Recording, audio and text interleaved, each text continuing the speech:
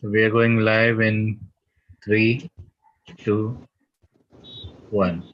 We are live, so we can start. Okay. So good evening, all the undergraduates who are attending this today's evening session. And today I'll give you a brief overview of bone tumors. Now, if you look at the word tumor in Latin, tumor means swelling, right? So essentially, when you say a bone tumor, it's a swelling arising from bone. Now, tumors in bone are classified into two types. One is primary bone tumors, or two secondary bone tumors. And there is a third variety, which is tumor like conditions, which means radiologically there might be some changes in the bone which look like a tumor, but they are genetic defects or like fibrous dysplasia or something like non-ossifying fibromas, which are actually formation defects or cartilaginous defects in bone which mimic tumors. Now, primary bone tumors are the ones which arise primarily from the bone, and secondary bone tumors are tumors of solid organs or hollow organs other than bone which have metastatized to the bone. So, secondary bone tumors are also called metastatic bone tumors, and these essentially will go where blood supply is the richest because the metastasis of these tumors happens through blood vessels. So you will find lung, thyroid, kidney, colon, and liver. All these cancers, they will metastasize to bone through the vascularity, and you will find multiple deposits into the vertebral column, pelvis area, and metaphyseal area of long bones, especially neck of femur. So these are called metastatic bone tumors. Primary bone tumors are ones which arise primarily from the bone.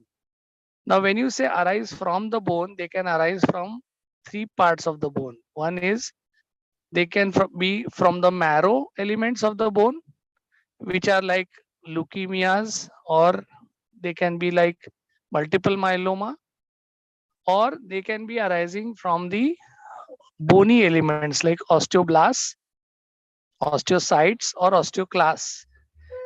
Tumors which arise from cartilage in young children are also seen in the growing skeleton, and they are classified slightly differently because they are most often benign than not. The bone tumors usually will present with symptoms of a swelling, which is because of change in the size of the bone, which means expansion of the bone, or as a focal outgrowth that may or may not be associated with pain depending on the nature of the pathology. Rapidly growing tumors are usually the ones which are most destructive and can cause damage to limb and life. So these are classified as malignant bone tumors. The common types of malignant bone tumors are osteogenic sarcoma, chondrosarcoma, fibrosarcoma, and subtypes of these malignant tumors. So these tumors, as I said, will have the first primary complaint for these tumors will be intense pain. And this pain is relentless pain, which is not relieved by rest, analgesics, or antibiotics. They have excruciating night pain. And there is rapid progression of these tumors causing destruction of bone and then spread to the adjacent compartments as well as soft tissues. The second type of tumor is benign bone tumor. Now, benign bone tumors are usually without pain or very little pain, but they are slow growing and slow, maybe hidden for long period of time. And they may be seen either incidentally because some X-ray has been taken for some other reason, or there may be an outgrowth or a mass. Now, these tumors are typically hard, their surfaces are well defined, and their margins are well demarcated. whereas malignant bone tumors will have inconsistent margins and a variegated surface appearance on palpation, and usually blend with the soft tissues because of infiltration. Now, there is a classification of bone tumors given by a professor called N.A. King, and he classified bone tumors, the malignant ones, into type 1, type 2, and type 3. Type 3 is the ones which have already metastasized and survivorship is low. Type 1 is low malignant potential. Type A is intracompartmental. Type B is extracompartmental. Type 2 is high malignant potential. Type A again is intracompartmental. Type B is extracompartmental. Other than the clinical features, the most common investigation that one does is a plain X-ray. And radiologically, you can classify bone tumors based on their location as metaphyseal, diaphyseal, or epimetaphyseal. Depending on the situation, certain bone tumors are very typical. When the physeal plate is open, which means in children, if the tumor is seen in the epiphyseal region near the joint, but not crossing the growth plate, the commonest tumor is chondroblastoma. Tumors which arise from the metaphyseal region in children usually will be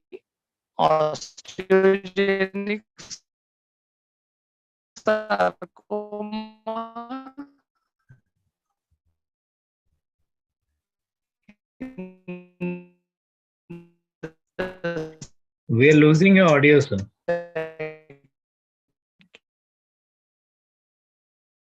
We are losing your audio, sir. decade, they can be chondromy. Can you? Hello, can you hear me now? Your voice is breaking a lot. Yeah, now can you hear me? Yeah, better. Yes. Hello. Yeah. Yes. So I was talking about the benign nature and malignant nature and the location. So cartilaginous tumors in the epiphyses is usually a chondroblastoma, and you can have cystic tumors, or these are tumor like conditions, they are not really tumors. So when you have expansile lesion in the metaphyseal or diaphyseal region in growing child, your differential diagnosis is usually simple bone cyst or aneurysmal bone cyst. Aneurysmal bone cyst is a vascular tumor where there is large expansion of bone, and it is usually eccentric and distorts the anatomy of the bone. Whereas a simple bone cyst is a fluid filled cavity in the metaphyseal region when it is active, and diaphyseal region when it becomes latent. They may not cause pain and are incidental findings, or may have a pathological fracture at presentation. It is very important to differentiate malignant bone tumors from benign bone tumors because the prognosis of both is different. So when you investigate bone tumors, the first line of investigation is always a plain X-ray. And on X-ray, your description of the tumor should start from region. Where is the lesion? Is it in epiphyses, metaphyses, or diaphyses? Second, how is the margin? Is it diffuse margin or is it a sharp margin? Third, you should see what the body is doing to the tumor, which means what is the periosteal reaction. Is it a sharp periosteal reaction or is it a diffuse periosteal reaction? And fourth, what is the tumor doing to the bone? How destructive is it? So, with these patterns of geographic infiltration or circumscribed infiltration, certain assumptions can be made as to whether the nature of the tumor is benign or malignant. But in today's world, what we need to do is advanced imaging, And in advanced imaging, we have to get CT scan and an MRI done, which will give us better clue as to what is the nature of the tissue which is causing destruction of bone. The cellularity, the involvement of the compartment, as well as the feasibility of limb salvage. All these things are better demarcated by MRI and a CT scan. A nuclear bone scan is utilized to see whether there is distant spread of tumor. So if there is spread of the tumor on a nuclear scan technetium 99, it puts the tumor into category C, right? So the treatment of bone tumors again depends on whether what is the cellularity. So when you work up a tumor case, the first thing is clinical findings, second is x-rays, third is advanced imaging, and fourth is a biopsy.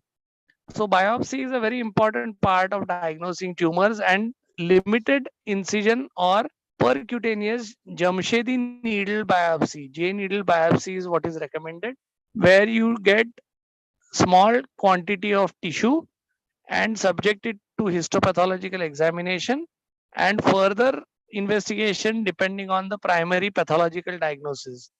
So always stage the tumor, non-invasive methods, X-ray, CT scan, MRI, then a biopsy and a nuclear scan to see whether there is distant spread along with a chest X-ray. And then you can decide if it's a benign tumor or a malignant tumor, and then accordingly you will plan management. Management of bone tumors depends, as I said, on the pathology. Most benign bone tumors can be safely curated out and then repaired with bone graft or bone substitute. Exostosis or osteochondromas can be excised in toto, something that is called as wide excision, and can be completely cured. Tumor-like conditions like fibrous dysplasias or non-ossifying fibromas can be again curated out, and a weakened bone can be reconstituted with bone grafts and supplemented with nail or plate fixation for stabilization of bone. The challenge is treating malignant bone tumors. When you have malignant bone tumors, after biopsy, we must give chemotherapy or radiotherapy depending on the sensitivity of the cells to chemo or radio. And then we try to shrink the tumor to a smaller size so that we can try to salvage the limb by radical excision and followed up by reconstruction with prosthesis or with bone fusion across a joint. So if it is a diaphysis, you can use a tumor prosthesis if the joint has to be sacrificed, or you can use intercalary grafts to reconstruct big defects caused by radical excision. However, at any given time, limb salvage should not take precedence over life salvage. If the tumor is extra compartmental and has spread or fungated, radical amputation is the treatment of choice, supplemented by chemotherapy and radiotherapy. The malignant bone tumors like osteogenic sarcoma is amenable to chemotherapy, whereas Ewing sarcoma is highly radiosensitive and can be subjected to radiotherapy. Once you shrink the tumor, you can do limb salvage by radical excision and then reconstruct it by allografts or osteoarticular tumor prosthesis. So these are the ways in which bone tumors have to be handled. By far and large, the survivorship rate now has improved to about 70% with modern methods for a 5-year survivorship. Even today, 100% survivorship cannot be guaranteed, and most benign bone tumors can be successfully managed with wide excision and reconstructions. So that is in brief about and complete overview of the bone tumors. Secondaries or metastatic bone tumors, you must again biopsy and find out from where the primary tumor has started and treat it with appropriate chemo, hormonal, or radiotherapy, depending on whether it is a pancreatic tumor or a lung tumor or a kidney tumor. Total metastasis either bone cement, that is vertebroplasty, or fixation of the spine if there is neurological involvement, decompression, and stabilization. But survivorship in these tumors, especially because they are in older people above 6 decades, 7 decade, the prognosis is not very satisfactory. And finally, marrow tumors like myelomas can be treated by targeted chemotherapy and they have decent survivorship. So these are the various bone tumors and a little bit about how to approach them. Are there any questions? Yes, sir. Sir, you said that during the X-ray we can kind of find out whether a tumor is actually benign or malignant depending on the location. How do we do that, sir? So on a plain X-ray, the pattern of infiltration of the tumor tissue, one is location. Where is it located? Typically, all malignant tumors are metaphyseal origin and go towards diaphysis and are rapidly destructive. So you will see very indefinite margins, no sclerosis at their edges, and very little periosteal reaction. And typical tumor tissue periosteal reaction in the form of Codman's triangle or sunburst appearances are noted on plain X-rays. Whereas a benign tumor will be very slow growing, so there will be a dense rim of sclerosis and very good periosteal reaction, and it is well demarcated. So that itself will tell you how the behavior of that tumor is. Did you understand? Yes, sir. Yes, sir. Thank you. Yeah. So a rapidly fungating or growing tumor will have indistinct margins with a lot of destruction and hardly any newborn formation around it.